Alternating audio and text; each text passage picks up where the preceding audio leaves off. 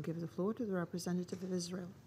Thank you. Thank you very much, Madam President, and congratulations to Lithuania for a successful presidency of the Security Council. And we would also like to thank Minister Linkevičius for personally chairing the meeting. I would like to take a moment to recognize that we had Marian Pearl in the Security Council with us today. The brutal murder of Marian's husband, Daniel, in Pakistan in 2002 shocked the world, but Marian's tireless work ensures that his legacy lives on, and he is remembered very fondly in Israel. Yeh zichro baruch, may his memory be blessed. Madam President, this discussion could not come at a more critical time for journalists in conflict situations. These brave men and women serve as the eyes, ears, and mouth of the entire world in the very places that many would prefer us blind, deaf, and mute. Justice Louis Brandeis famously said that sunlight is the best disinfectant. Today, unfortunately, there are many places under a total eclipse. Without the work of courageous reporters, repressive regimes go unchecked, atrocities go unrecorded, and the public remains unaware of the reality on the ground. Those who work in places of conflict and strife ensure the free flow of information from distant battlefields around the globe to our iPads in the comforts of our home. Madam President, there are places in the world where a camera is considered a deadly weapon, where a tweet is an act of treason, and a microphone is ground for arrest. Extremist groups target journalists not only to silence them, but to declare war on the most fundamental values of the free world: the freedom of opinion and expression, the freedom to speak our mind, and the freedom to receive and impart information. They seek to force their barbaric ideology on us by dictating at the point of a gun what we can and cannot say. Make no mistake, these groups recognize no borders, and their violence and intimidation is not restricted to any specific region of the world. The shot at the Charlie Hebdo offices in Paris were meant to silence the community of journalists worldwide. However, as the hundreds of thousands of citizens of France proclaimed in the street, we will not allow the enemies of free press to silence our freedoms. Madam President, in this time of instability, journalists are compelled to report from nations ruled by fear and repression and from lawless lands ruled by warlords. Those whose duty it is to report on the horrific events in these areas face unprecedented dangers of being abducted, tortured, and brutally murdered. The most dangerous place in the world for journalists is the Middle East. From Saudi Arabia to Iraq and from Gaza to Iran, freedom of the press is under siege. The hope for new freedoms shriveled under the harsh reality of Middle Eastern autocrat and theocrat. They are determined to use any means at their disposal to silence those who would question their legitimacy. 10 months ago in Iran, a Washington Post reporter, Jason Rezaian, was arrested along with his wife. He has been detained without bail, denied access to an attorney, accused of espionage, and, quote, propaganda against the establishment. Just yesterday, his shadowy trial opened.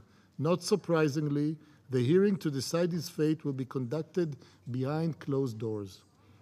In other parts of the Middle East, terrorists have seized control, and journalists face an even more barbaric fate. These fanatical zealots mock the very idea of human rights and prefer rule by the sword over rule by law.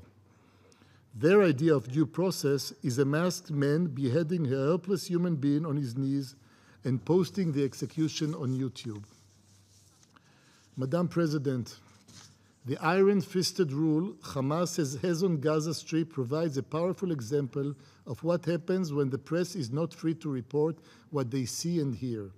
Israeli families spent last summer racing to bomb shelters, knowing they had only seconds to take cover from Hamas rockets. Thousands of rockets were fired in broad daylight from hospitals, schools, and children's playgrounds, yet those who turned on their TV or opened their newspaper did not see report of the obvious war crime committed by Hamas. Ask yourself, why did so few pictures of these rockets or the Hamas terrorists who launched them ever see the light of day? The answer to this question comes from the stories of the journalists themselves. Italian journalist Gabriele Barbati dared not report that Hamas launched rockets killed Palestinian children in the refugee camp until he was, in his own words, out of Gaza, far from Hamas retaliation. An Indian film crew videotaped a Hamas missile launch just meters from their hotel room, but waited until they were beyond the reach of Hamas to air the damning footage. Under such conditions, missile launches go unseen, the use of human shield goes unreported, and falsehoods are accepted as truth. While Hamas routinely harasses and intimidates journalists, the Palestinian Authority is no better. According to a U.S. State Department human rights report, PA security forces harass, detain, and prosecute journalists for trying to do their job. Furthermore, the PA abuses the idea of a free press by using state-controlled media outlets to broadcast hateful rhetoric and dangerous incitements. Madam President, there is only one exception in the rule in the Middle East. According to Freedom House, an organization which monitors suppression of freedom around the world, Israel is the only country in the region with a free press. We in Israel understand that the free press is the cornerstone of democracy. Those of us fortunate enough to live in an open society know that with a free press comes bad press. In Israel, we know this all too well. The press is free to challenge the strategic assessment of the head of the army, to debate the reasoning of the Chief of Justice, and to give political advice to the Prime Minister and to his cabinet. Israel is a model of how a democratic nation, even while facing immense challenges, can maintain a free and thriving press. Threat to journalists and the free press are threat to our way of life. When the journalists cannot report the truth and the public is left in the dark, tyranny, dictatorship, and abuse of human rights will follow. It is the responsibility of the international community to work together to protect journalists across the globe. The United Nations was founded on the basis of allowing free and open debate to ensure a peaceful world. Only a determined commitment by this Council to safeguard the free press can ensure the promise of this vision for ourselves and for future generations. I thank you, Madam President. I thank the representative of Israel for his statement.